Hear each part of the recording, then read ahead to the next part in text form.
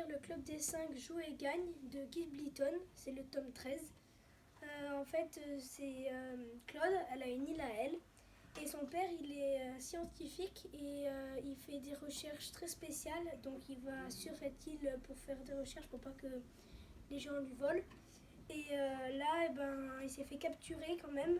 Et quand elle ne le sait pas, mais en voyant que son chien ne revient pas, elle s'aventure. Et là, elle essaie de libérer son chien qui est enfermé dans une prison. Et soudain, on entend le bruit qu'elle fait depuis si longtemps. Un glapissement.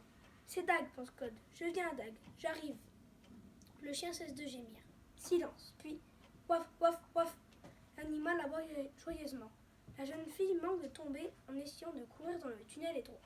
À la lueur de sa lampe, elle aperçoit un gros rocher qui bouche l'entrée d'une espèce de petite caverne creusée dans la paroi du tunnel.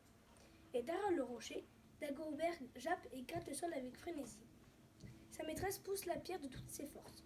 Celle-ci bouge un peu, l'adolescente pousse encore. La masse de roc est trop pesante pour elle, mais l'énergie du désespoir décuple ses forces.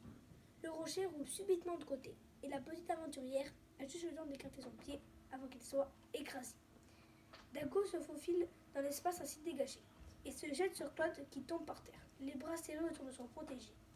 Il lui lèche la figure avec des gémissements de joie. La jeune fille enfouit son nez dans les poils épais. Dag, qu'est-ce qu'on t'a fait, hein? Tu sais que je suis venue dès que j'ai pu. Le chien ne cesse de gémir et de la pourlécher.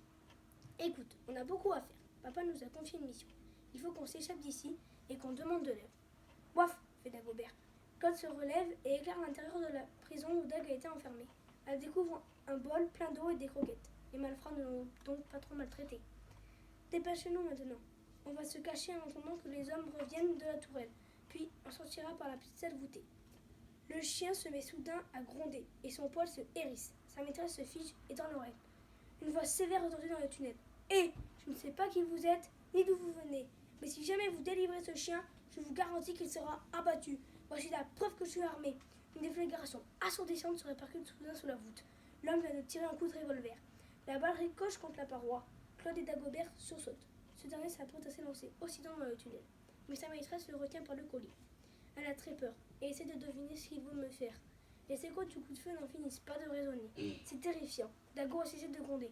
Alors, reprend la voix, vous avez entendu ce que j'ai dit? Si ce chien est libéré, il sera tué. Je n'hésiterai pas. Et vous, qui que vous soyez, approchez. Je veux voir votre visage. Mais je vous avertis, si le chien est avec vous, il passera.